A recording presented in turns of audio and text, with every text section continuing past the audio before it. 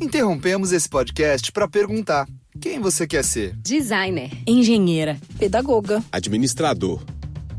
Quer saber? O Senac EAD é nota máxima no MEC. Tem cursos de diversas áreas, com conteúdo elaborado por especialistas do mercado e professores mestres e doutores. Ainda tem o Senac Carreiras, conectando estudantes a vagas de emprego em todo o país. Saiba mais em ead.senac.br/graduação.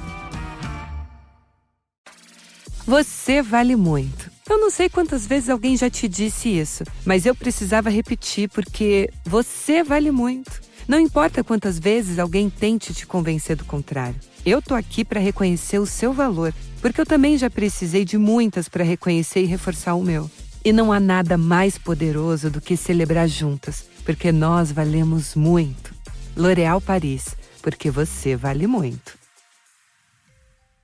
We're back. Happy New Year, everyone. Over the holiday break, our patrons at every level received a bonus Angel on Pot episode where we got high, then watched and discussed Buffy Season 1, Episode 7, titled Angel. We had so much fun doing it that we actually had to split the episode into 2 parts. That's right. Part 1 came out on January 1st, and Part 2 will drop, sometime in February. If you've yet to join and want to hear the insanity that is Angel on Pot, you can join our family now at patreon.com/angelontopcast. Welcome back to Angel on Top, a podcast where we watch and discuss every episode of Angel one by one, spoiler-free, and in tandem with Buffering the Vampire Slayer. I'm Laura Zach. And I'm Brittany Ashley. And this week we're watching The Shroud of Rahmon. Stick around until the end for an original poem written by us through the perspective of our incredibly strange boy, Angel. The Shroud of Rahmon was written by Jim Koof and directed by David Grossman. It aired on November 21st, 2000. IMDb describes this one as, posing as a hip Vegas vampire, Angel infiltrates a gang of thieves bent on stealing a supernatural shroud housed in a museum vault. And this made me worry about IMDb's definition of hip. It's also the one where Thespian Angel is the best angel.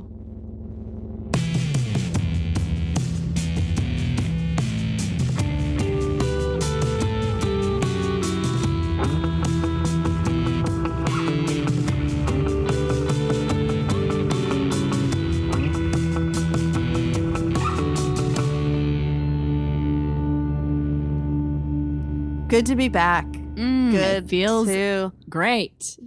And it's been a minute since Darla. Like I didn't watch or rewatch this episode until like yesterday. Yeah. And so for a second, especially since it starts out in such a like new format, kind of crime procedural Angel, I was like, oh, wait a minute, did I miss something? Did I the holiday fuzzy brain is in full effect, and this episode did not help, but I did like it. Yes, no, I liked it as well. However, we are like so in the throes of the Darla madness that this episode kind of like pauses that. It kind of felt like in season 2 of Buffy where the whole like Angela storyline is happening, and then there's an episode like Bad Eggs or Ted thrown in, and you're like, what the how fuck? Dare. Yeah, you're like, honestly, how dare. Yeah, like how dare. It's like edging. You know what I mean? I also just don't know why this show didn't just become a show called Darla at this point. Like, what are we even doing? Yeah. If Darla's in town, why are we anywhere that she is not? I agree. But that being said, I had a lot of fun this episode. And you know who else had a lot of fun? The Hollywood Makeup Artists and Hairstylist Guild Awards, because this episode is nominated for Best Special Effects Makeup in a Series. For the heist monsters? I presume for the demon Vyasa, as well as that like punk rock vampire as well. But also they were wearing contacts. So I feel like that's major. Angel was wearing like gold contacts. Oh yeah, a lot was going on with his eyes. And so contacts back in 2001, 2002. They were cutting edge. Yeah, they really were. I was going to save this question till later, but since it's organically come up, I just got to know. Were you feeling those sweet long-haired boys? Not so much sweet, but those long-haired boys. We all, right. Not all of you listen to Angel on Pot. Fuck. Well, that's on you. Yeah. Because we had a really illuminating conversation about Brittany and by proxy my feelings about men with long hair, which is very positive. The feelings they are positive. rule. They just tend to be pretty cool and pretty sweet. Yeah, and they tend to buck against traditional masculinity in a way that's positive. But I don't know that these two blokes are quite in the category. we're No, talking yeah, about. they They're more are in the Kid outliers. Rock. They're more the Kid Rock long hair group. Yeah, well, the first guy I thought was like maybe going to be part of our clique. And then he ended up kind of being a little dick. scary. An asshole. Yeah, really not a nice guy. So we start this episode in a way that we've not ever seen an episode of Angel start, where we're tight on two cops that we've never seen before. And it's clear that they are about to interrogate a criminal ? And even though the criminal's head is bent down, you know Wesley Wyndham Price is full head of hair when they see it. Like, it wasn't really that much of a misdirect. But Wesley is not acting like himself. Wesley is saying some wild shit. Like, he's talking about, she shouldn't have been there. She didn't know. And something about like feeling guilty about not warning them/him in time. And then the cops say something about there's one body and something about if she dies. We know that something big has gone down and assume that it's going to take us back in time. But this is sort of the consequence of whatever happened this episode. But the most important plot point to take away from Wesley's ramblings is Cordelia got a haircut. I feel like and a dye? I think Looks there was darker. a dye job. Yeah, I think that she basically took a picture of Joan Jett to the hair cuttery and was like, let's do this. She also kind of got bangs, which makes me wonder what's going on. She is going through a thing. I think Angel... Who isn't? We're all emotionally wearing bangs right now. But also Angel has both Wesley and Cordelia feeling very anxious right now. They have not forgotten what just happened last episode, and they are hyper vigilant about him. And it's clear that this theme has continued where Angel is not really showing up in the way he normally has been or used to. And he's just kind of like sitting around brooding about Darla all day. But Wesley is like also kind of intimidated by him because he's like, I'm going to go confront him about how he needs to get out of the house, and like then just stops, and Cordelia is like, nice posturing. And we learned that actually Angel has left the house for once, and he has gone with Gunn to help out Gunn's cousin with a problem he has, a vampire problem. But I will say from Cordelia's comments, Wesley is still dating Virginia Bryce, and he seems kind of like cool about it. Yeah, he does seem happy. Yeah, He seems like he's doing well. He seems secure. I think maybe being a rogue demon hunter did a lot for him. I think maybe he's just more anxious in like The way career, Angel feels about him. yeah, or like career dynamics or like friendship dynamics, but maybe romantic. He's quite secure. Love that for him. But yeah, so Gunn's cousin got mixed up in your classic museum heist situation. They're going to be stealing a relic from a museum. Through this conversation, they learn that there's this vampire named Jadon who used to run with the Rat Pack that is going to be kind of like leading this heist. If you're wondering how they're going to find Jadon, don't worry. He's coming in on the downtown bus. That really narrows it down. Sure does. Gunn wants to be involved, and Angel tells him no. Perhaps because he doesn't want Gunn to get hurt. Is that how you interpreted it? Yeah, but I was confused because there was nothing that indicated that Jadon or that this particular heist threat yet was going to be something Gunn couldn't handle. Like, Gunn's been in the thick of it, so I'm not sure why this is what Angel felt like he needed to be precious about. And based on like their insane tension with each other later on, that was hard to be like, what is this, the Shroud, or is this just you, dude? Or erotic. But then we see a blonde figure lurking around Angel's room, and Angel's like, Darla, is that you? And then we hear that fucking Kate voice. Wait, were they at Angel's or at Darla's? And anyone can feel free to correct us who knows for sure. But I the second time I watched it, I was trying to pay closer attention, and it felt like it was a beat of Angel still being creepy and checking in on Darla. And then like that's why he asked Kate, like, do you have a search warrant? Like she was there looking for Darla. I thought that she was at his place. Oh, either way would make sense. Yeah, and either way, it still gives me the same feelings, which is, get out of there, girl. Yeah, fair, but I think I'm going to be quite a Kate apologist in this episode I know what's new. But it does feel like this episode is a culmination of the self-fulfilling prophecy that has come of her disintegrating relationship with Angel. Like she, and I've talked about this before, but she believes that he's dangerous and that people around him get hurt, and she's not wrong.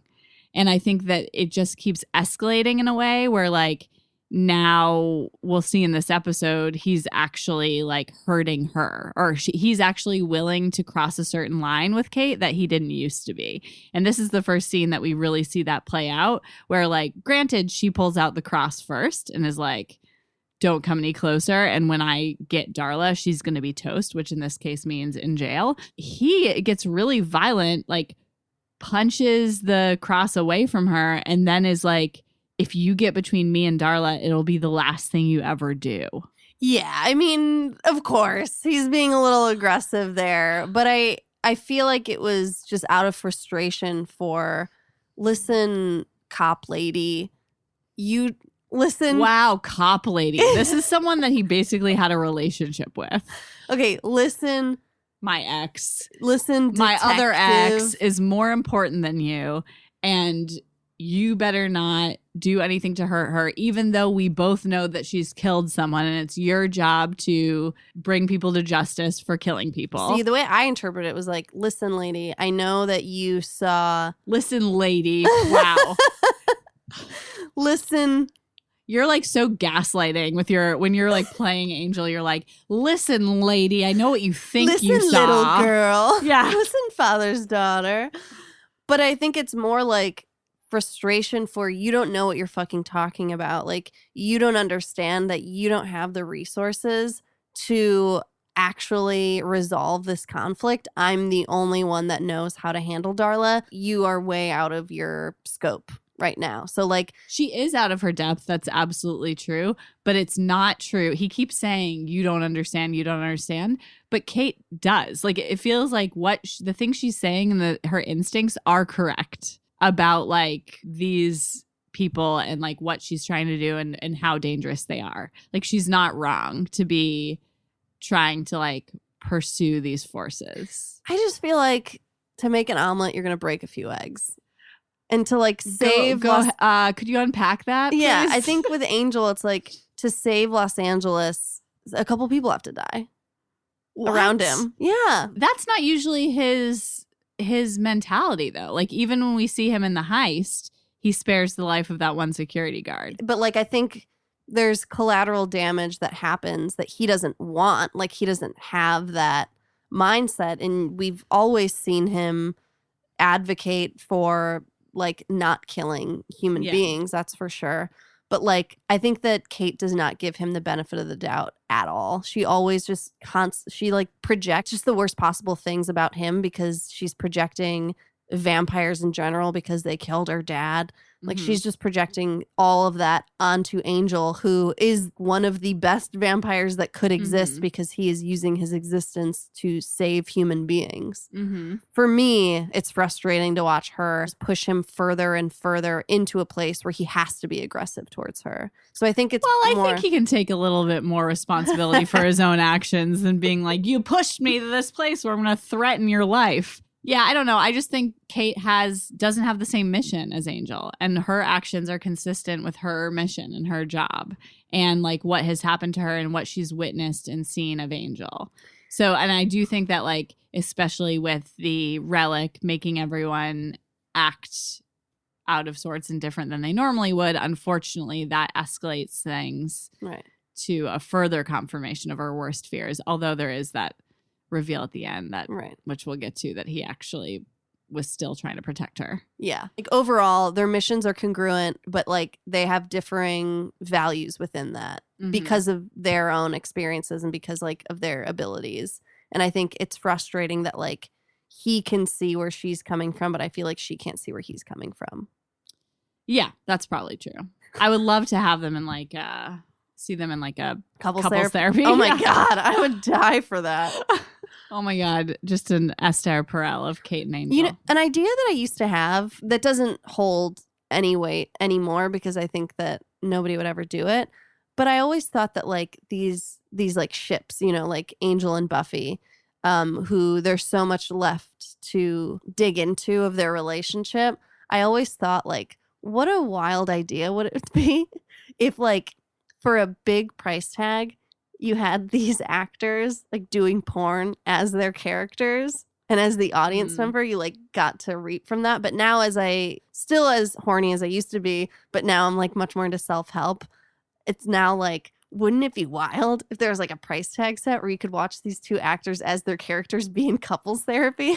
Oh, I mean, we could see if she is on Cameo? We should see if Kate's on Cameo. I mean, it would be a one-sided thing, obviously, because of David Boreanaz, but we know that Julie Benz is on Cameo. We sure do. I wonder if they ever let you do like a Cameo mashup if you like pay both of their minimums together. If it's like one records half of it and the other records the other half. Or if we just like wrote a script for them. Yeah, please just perform this scene. Yeah. Your part of this scene, and then we'll edit the tapes together. Well, another 2020 goal. So put it in the passion planners. So the scene where Angel and Wesley and Cordelia are like trying to figure out like where to go from here. I don't know if this is something that you noticed, but I feel like Cordelia was written as Willow in a weird way. Like I that came up for me a few times this episode. Really? Yeah, including like when they're surfing the web looking for the information, and Wesley was definitely stepping into more of a Giles. Mm-hmm.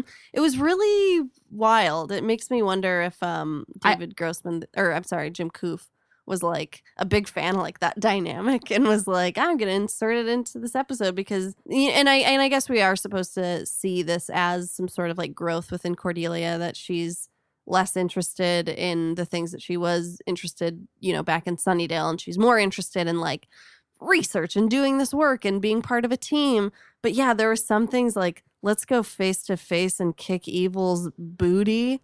Wes and I will crank up the old research machine and you'll do, wait, what do you do again? It was just kind of like, what and are you honestly, doing? later there were also beats where she reminded me of Buffy. Like her dialogue felt very Buffy. Like when Wesley was later like given the sordid details and she was just like, ew, yuck. Like just get to the facts. I don't know. It just felt like there was a lot of sort of quippy dialogue that felt like not quite Cordelia. I think charisma always just knocks the lines out of the park. Completely. They're like literally lines that almost any other actor would make sound absurd, but she can pull off anything. Yeah. And also, like, I just have to preface this with, like, I am not the fashion police. I did not go to the Fashion Police Academy, and I'm not a makeup person in any sense. I still don't really know how to do my makeup.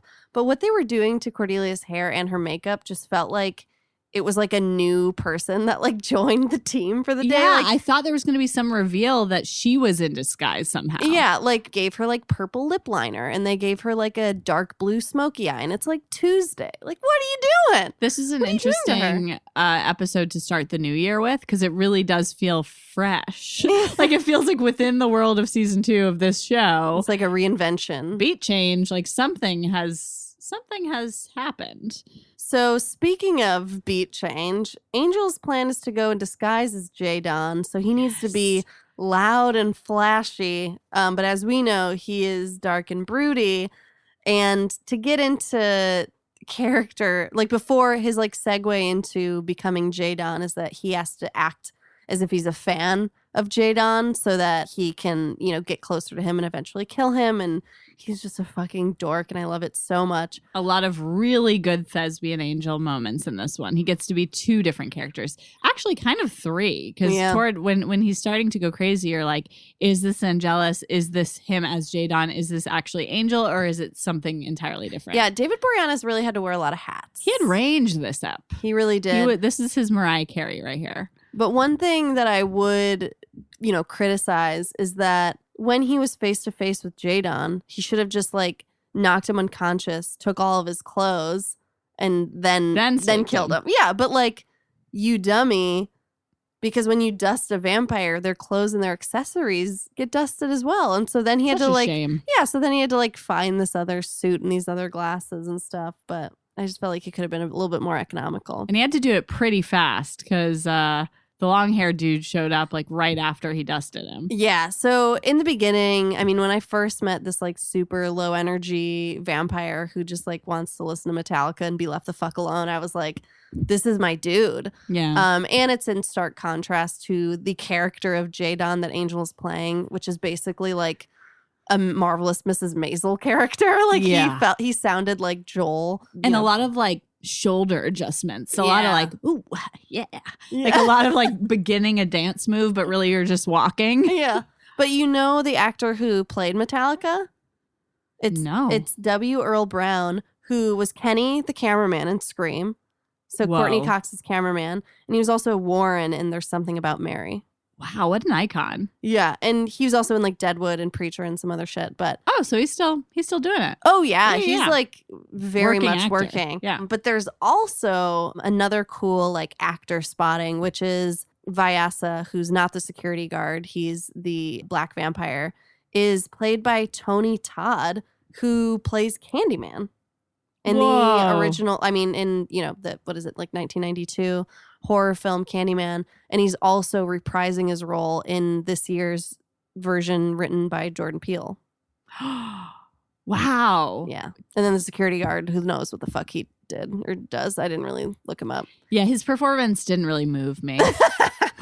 He was just like a human who like wanted to be a part of it and in like a really weird Yeah, way. I wasn't really clear in his I guess he just wanted money. He just was in it for whatever they were going to like profit they were going to pull. But he was also kind of like horny for punishment. Like he was like, yeah, hit me real hard so that my security guard sees it. Like, I think that was when he started to go crazy, no? I thought it was before. Oh, okay. Yeah, could be wrong. It's hard to tell Yeah. with this episode. Yeah. It was a little difficult to tell But I like that because it feels like where the shroud began and where the shroud ended. Okay. But I do like that ambiguity coming off of the episode, Darla, because I think we talked about in the last episode how the boundary between Angel and Angelus is becoming more blurred. And in Darla's, like she has that effect on him. And even though she's not in this episode, I sort of think that like her impact on him is still showing in these ways. Even though he's under the influence in this episode, it does feel like, you know, this scene with Kate where he grabs her, like he was not yet feeling the effects of the shroud. Right. So, and like his tension with Gunn, like a lot of that comes before he's feeling the effects of the shroud. So there's just, and then when he does actually start being made crazy by the shroud, it's hard to tell like, okay, is this Angelus? Is this Angel? Is this the shroud? It's kind of like when you're anxious about something and then you take an edible and then you're like extra anxious, but you don't know if it's coming from the edible or if it's something that you'd already felt earlier. Kind of like that. But you can't have a boy band without a fifth member. And they are waiting on their driver named Lester. And look who walks in. The other boy in the band, Gunn. You know what? When Gunn said he was going to go and just spend his time knitting a sweater for Angel, I had a feeling off of that hold on his face and the expression that he was making, that wasn't going to be the case. Yeah. He wasn't going to actually go knit him a sweater. Judging from Angel's face, he is not pleased that Gunn has decided to be here. And judging by Angel's face, he just got knocked right out of character. He sure did. He better get it together before one of his chaps notices. Yeah, he better tap right back into Jadon. And then to make sure that they get ahead of any suspicions, they decide to go out of their way to pick arguments with each other and be extra aggressive towards one another. We definitely hate each other. Yeah. We're definitely both bad guys in a bad world. And we don't know each other at all. We don't have any history together at all. We're just two strangers who have tension. Yeah, I felt in general Angel's performance, it was like he was just hungry to have a role. Like he was way too extra. I loved it. Loved watching it. But it definitely, like, even though we only got a brief glimpse of what Jadon, the real Jadon, actually acts like, it definitely feels like Angel was ratcheting it up to like a 12. Yeah, I mean, I think that, you know, sometimes when you're going through something emotional, you have to kind of transfer it somewhere. And to him, it's his art. And he punches Gunn. Yes. Presumably to save him, whatever that means. But basically he's trying to like kick him out and like act like he doesn't want him to be part of the group. And that's where they learn that, you know, he's essentially like, you know, we'll find another driver by later this week when we're doing the heist. They kind of, there's a couple moments in the narrative where they're setting up that they don't think the heist is going to be till later in the week. But then surprise, the dudes are like, no, it's actually tonight. and everyone has to stay or I'm going to shoot you. Like, Yeah. it felt like this weird thing of like, why? I don't know. I'm just saying that like going into a high stakes group activity like a heist, you might want to just have a like chill intention setting with everyone where like maybe you're just in a better emotional space. Yeah, and I feel like every group of bank robbers has this like tension that stops them from doing the job quickly and efficiently, and this group is no different. Cordelia and Wesley are looking up museums because the one bit of information that Angel gave them about what's going on is that there's going to be some sort of heist on a museum that he's going to interfere with. Yeah, Cordy Bradshaw is on her Macintosh computer. Oh, remember, those like ice teal Sure colored do. computers. It was a whole episode on Sex and the City where Aiden got her one and she was like flummoxed by it. She was like, I have my computer that I generally use. Why do I have to use this one? And then she ends up appreciating it because her old computer like crashes. Did Apple pay for that episode? I hope so. Wow. Cordelia was also giving me vibes of Quinn in this. Or actually, you know what? Not even Quinn. I've been rewatching The Comeback. Oh, yeah. And she gave me a little bit of Valerie Cherish vibes here, where they read, finally, like in their research, they find info on the Natural History Museum website about the Shroud of Rahmon, which is an unearthed tomb. And she's like, 2 words you never want to hear in the same breath: tomb and unearthed. People, keep your tombs earthed, will ya? It just like really gave me Valerie Note to Cherish. self, I don't want to see that shroud. Note to self, after a long day of work, I don't want to see that unearthed tomb. Oh my God. But if we can go into like a little bit further of what this shroud is, it's that Rahmon was a demon who had the ability to basically cause people to go insane. The power of Rahmon was transferred into the shroud when this like priest bound him to this. And so basically that's what these dudes are trying to unearth. They're trying to like kind of start this like pandemonium. And so Cordelia and Wesley are very nervous because they're like, wait a minute. We have our boss there who's already kind of going a little bit insane. And now there's going to be like an extra thing to crank him over the edge. We need to fix this. And there's an amazing feminist Cordelia moment. I loved it. Yeah, when so like this really great patriarchy smash moment where she's like, I don't get it. It's fucked up that, there's 7 virgin women who had to be sacrificed for this. But if there was ever a religious, ritual where a man had to sacrifice one of his body parts, like we would all be atheists. It reminded me of that moment in Veep where Selena says, if men could get pregnant, you can get an abortion at an ATM. It was kind of this moment of like Cordelia being able to unpack how this world that she's in is like so fucked up and damaging to women, and that like men would never have to endure this. There's also, I imagine the Veep quote may have been like homage to Gloria Steinem has a whole thing about if men had their periods. And it's like this whole kind of exploratory essay of like what the world and culture would look like to accommodate that sort of like monthly suffering in men. And it also feels significant that the virgins were sacrificed on the full moon. And honestly, like, no wonder the thing makes people go crazy. Like, everyone deserves it for like the level of violence that went into its creation. Yeah. So this is the part of the episode where I accidentally got a little too high. And I kept thinking that I was watching Die Hard and having to like keep reminding myself and like step outside my brain and be like, no, you're watching Angel. You're watching Angel. You're not watching Die Hard. There was a lot of like Die Hard-esque or like just general Bruce Willis action movie stuff that was totally in there. Yeah, it totally felt like its own world. But then we're at the police station where apparently someone walked by the museum, Yep. saw a security guard and was Sure like, did. you don't belong there.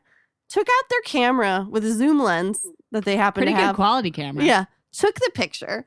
Then he went to a 1-hour photo or just went to their own red room to process the pictures. Then took it to a detective, told him something was up. And then this detective decided, out of my scope. All right, I got to find another detective who could get on the case. And then goes to Kate, asks if she wants to investigate this. And it's like, How? Well, first identifies their, like, they figure out who the identities are of all the people. This just seems like a lot of legwork rather than just seeing something sketchy and interfering right there. Yeah.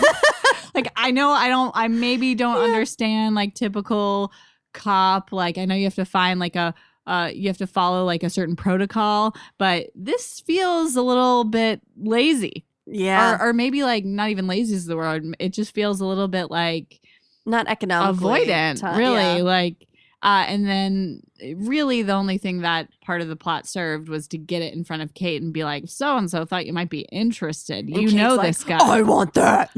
Oh, I'm interested. Yeah. Senhoras e senhores, uma salva de palmas. Você que está ouvindo esse podcast, sabia que o show do aclamado diretor de suspense M. Night Shyamalan já tem data de estreia? Prepare-se para Armadilha, 8 de agosto, somente nos cinemas. Josh Hartnett retorna às telas ao lado de Salika Shyamalan em uma experiência cinematográfica angustiante. Muito doido, né? Armadilha, 8 de agosto, somente nos cinemas. Verifique a classificação indicativa. Hi, this is Rob Benedict. And I am Richard Spate. We were both on a little show you might know called Supernatural. It had a pretty good run, 15 seasons, 327 episodes. And though we have seen, of course, every episode many times, we figured, hey, now that we're wrapped, let's watch it all again. And we can't do that alone. So we're inviting the cast and crew that made the show along for the ride. We've got writers, producers, composers, directors, and we'll of course have some actors on as well, including some certain guys that played some certain pretty iconic brothers. It was kind of a little bit of a left field choice in the best way possible. The note from Kripke was, he's great, we love him, but we're looking for like a really intelligent Duchovny type. With 15 seasons to explore, it's going to be the road trip of several lifetimes. So please join us and subscribe to Supernatural then and now. And when Gunn and Angel, just to back up slightly, when Gunn and Angel went and followed the guys into the building, and there was duct tape on the door, was that something they put there?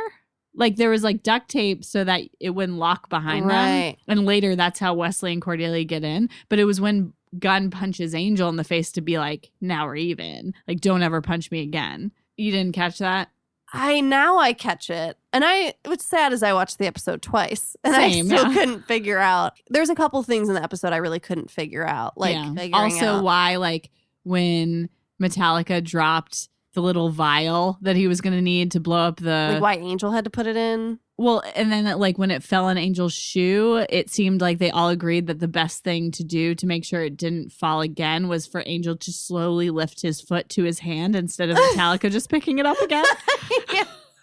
Yeah, there's a lot of little intricacies that didn't make the most sense to me, but maybe make sense to other people. But you know, this is like one of those things that whenever I've like worked on in like television or on a film or something, and like you're in the editing process and you pick up on little incongruities or, you know, things like that, it really is a good problem to have situation if you have the type of viewership where people are noticing that. And I think like our exercise of having a podcast to talk about this show is that show's good problem to have. Yeah. That like there's people being this nitpicky about all the choices. But yeah, this definitely felt like maybe a little bit more muddied than the normal episode. Yes. But everyone is starting to get affected by the Shroud in kind of their own version of whatever insanity may look like. For Angel, it's like a Angelus kind of situation where when he's Angelus, he becomes insanely hurtful and it's almost like truth serum. Whereas Wesley and Cordelia just get really stoned. Yeah, and Gunn gets really angry. Yeah. Yeah, specifically at Angel. Mm-hmm. And, well, both Angel and Gunn are very kind of, like, vitriolic toward each other. And, again, end up having their, like, side fight where you really can't tell how much of it is an act and how much is not. And I really don't think most of it was. Like, I think they were in that aggressive space. Yeah. Yeah, and, like, the shit that Angel says to Gunn about his sister, like he didn't have to do this performance for the other guys. They don't know that his sister was killed by a vampire. And later he does it with Kate about her dad. Yeah. I'm like, dude, come on. Like, I understand that you lived for centuries not having empathy about loss of family members and that you killed your own family, but these people aren't there. But do you think that given that Angel brings up this sort of thing twice in a row to two different people who either are important to him or in the recent past have been close to him, do you think there's on any level like this conveys that he feels guilt or shame, or that he does feel responsibility for these two deaths? It feels like he's fixated on like, wow, you're always going to keep punishing me for the fact that your like sister was killed by a vampire. Like, oh, daddy's little girls just can't get over the fact that her father was killed by a vampire. Like, I think he does feel the weight of the world, and he does, I think, take responsibility for both of those deaths. And both of those deaths were like a failure on his part. I don't know. Just, yeah. There was just a lot of, again, like, not to keep saying this, but there was so much that I couldn't tell what was the shroud and what was and I think that was real. purposeful. Yeah. But let me just say, whatever, it just seemed like the worst trip that everyone was on, except for maybe Cordelia. Cordelia, I think, was She got a new necklace out of it. Cordelia was you when you're stoned. Cordelia was looking at herself like, your teeth, oh, so big, and you are so lovely. Like, just looking at herself, and then she becomes like a little like cultural appropriating and like steals a necklace from like a exhibit of like Native American jewelry. Well, and you'd think that she would have learned from Inca Mummy Girl that episode. Yeah, come on. But she did not. And let me just say, whatever, you know, just based on the way everyone is acting, if I walked in and saw the Shroud of Rahmon, I would be like, after a long day at work, I don't want to see that. I don't want to see that. But then Kate shows up. Well, and first, a dude gets beheaded. Our little I forgot about guard. that. Oh yeah, Vyasa, I think is the name of the long-haired dude that's not Metallica. He when the security guard is begging to be punched, she's like, "I'll do you one better, buddy." Yeah, which honestly I was kind of fine with. He was pretty annoying. Yeah, he's just like, pop. But then Kate runs into Wesley. Wesley is like, oh my God, thank you so much for reminding me that I'm trying to find Angel. Yeah. It's like he's been on his own like trip. He's been like exploring the wilderness and like realizing that he knows how to talk to the flowers and realizing that bugs are not gross. They're actually beautiful and you can communicate with them. And then suddenly Kate walks in and is like, hey, what's up? Aren't you here to see Angel? And he's like, oh, right. That is what I'm doing. So it is interesting that the way that people are experiencing their own, like, quote unquote, insanity is perhaps obviously, like, they used Cordelia and Wesley's to kind of like mine for the comedy of it. But it also can be looked at through the lens of them as characters and where they're at, like, emotionally and mentally. And how insanity to them isn't based in anger, but it's like based in love or like just bewilderment with the world at large. Whereas, you know, guns and angels are very much based in anger. And I don't really know. Did we really get to see whatever version, like Kate's insanity was? She like held her head at one point. Like it was definitely starting to affect her. But I think that there was so much coming at her. Like once she got Angel in her crosshairs and was holding the gun toward him, like it just became the Angel show. Right. Like he had some stuff to say to her. Sure did. And it was a lot of her, just a lot of like shots of her looking kind of stunned. Mm-hmm. And then when Wesley finally finds Angel, there's another funny scene of him like trying to get out, like, oh, by the way, I have to warn you. I can't really remember about what. I think it's something. Oh, yeah, the Shroud. Alexis Denisov is such a delightful actor. Ah, so great. Gunn starts to like get a little nutty. Like he says his head is full of flies and they need to get away from the Shroud. And then Angel's eyes keep turning that beautiful shade of dandelion. Yeah, I mean, Wesley eventually does somewhat succeed in what he's trying to say. Like finally when he gets to it, he's like, oh, run. Like we need to get away from this thing. Mm-hmm. But then when Kate rushes in, she's clearly in trouble. If Angel didn't treat Kate as a threat, those dudes probably would have caught on to the fact that Angel and Gunn are good. Right. And they probably would have tried to kill Kate. Yeah, but as an audience member, we don't know that he's acting. So like when he grabs her and then bites her neck, I really thought that Kate was dying. And I was like, well, another one bites the dust. You know what? That's something for you to sit with. You'd think that I would really like Kate. Why would I? Because she's like a do-gooder. I don't know. I always just kind of felt like you had a chip on your shoulder about her because she was like the first potential connection after Buffy. No, I feel like she represents kind of in like a way that like Principal Snyder or like parts of Joyce did, where they just get in the way of what like the mission is that you're connected to. But she didn't always. But I think like she's such a good representation of how like Angel can't just have a relationship with any human. How, you know, Cordelia and Wesley and Gunn are very like unique and special in terms and non-judgmental.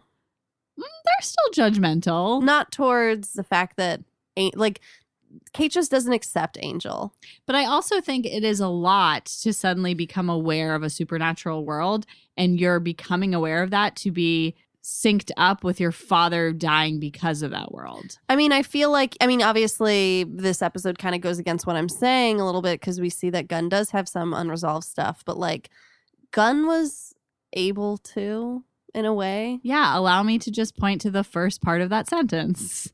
Yeah.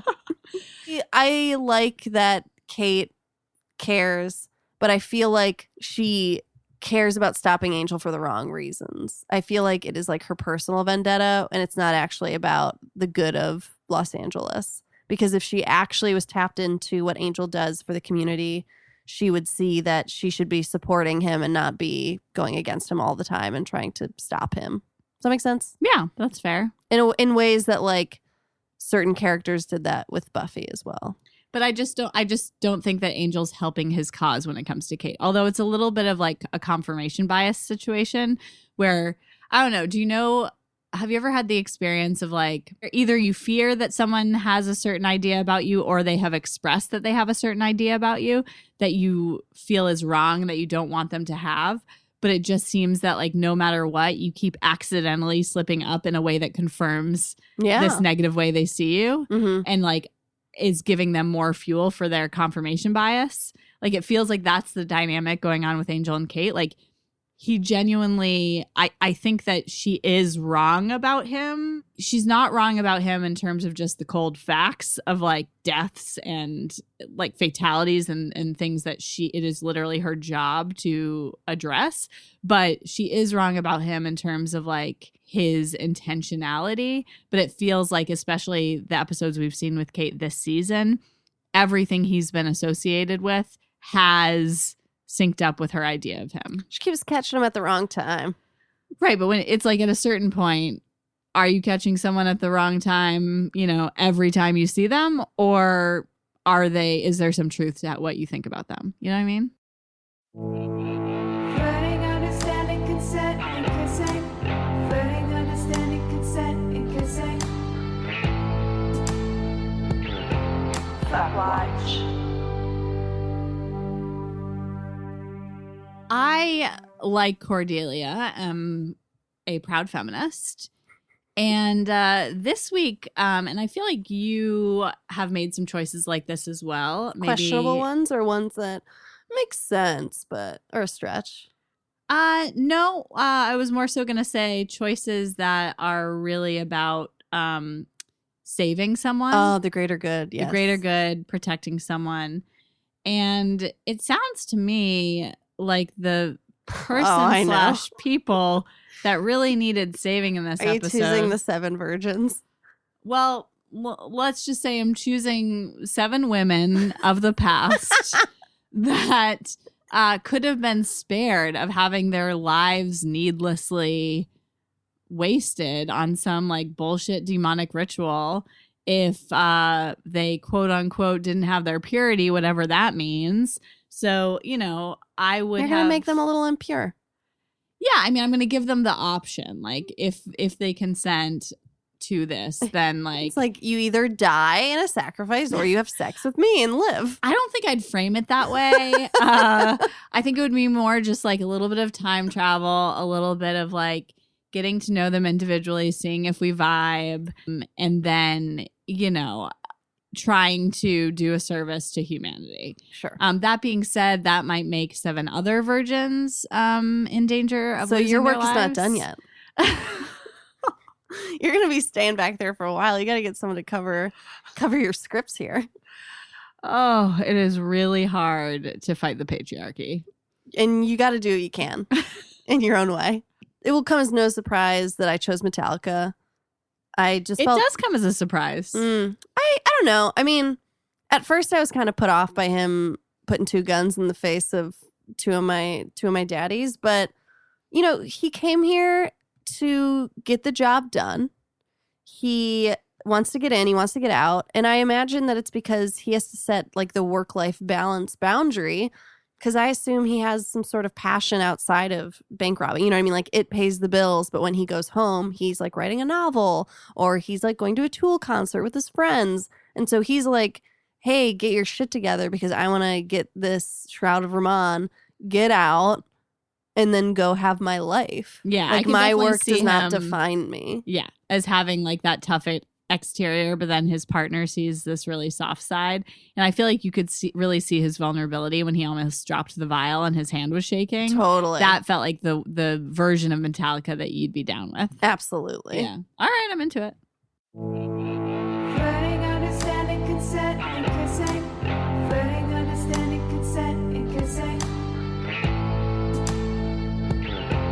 Stopwatch. So we're toward the end here. So like the SWAT team or whatever the fuck comes in, and Kate is on the ground, presumably dead, and they take away Wesley because he's, hovering over her, and they're like, what in the world is going on? We're just going to take you. Even though they don't even see that like there were other people involved. That's kind of like where they stop. But Angel, Gunn, and the guys get the shroud elsewhere. The boys. But everyone's kind of all like fucked up on Quaaludes in some really weird way. They're about to get the shroud out of there, but then they end up fighting all over it. So they're like, tugging at this sheet like, I deserve it. No, I deserve it. And they've turned against each other, once coworkers, now mortal enemies. And then Angel snaps out of it when it's just him and Gunn. And you don't know if you should trust him, if he's just trying to get Gunn to like release it, but he, has something change in his face and he's like, I know what to do with this. And then you got to trust me. Yeah. And then I guess he was right. Like, we did have to trust him because he just goes out back. At first I thought he was pissing on it, but then I realized he just like took some bottle of, Evan Williams or Jameson and puts it on there, burns it.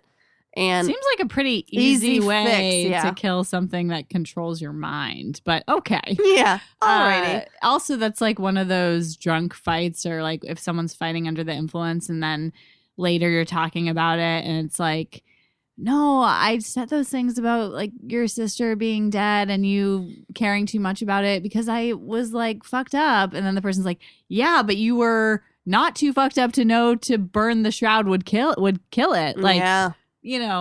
Something isn't like computing here. Mm-hmm.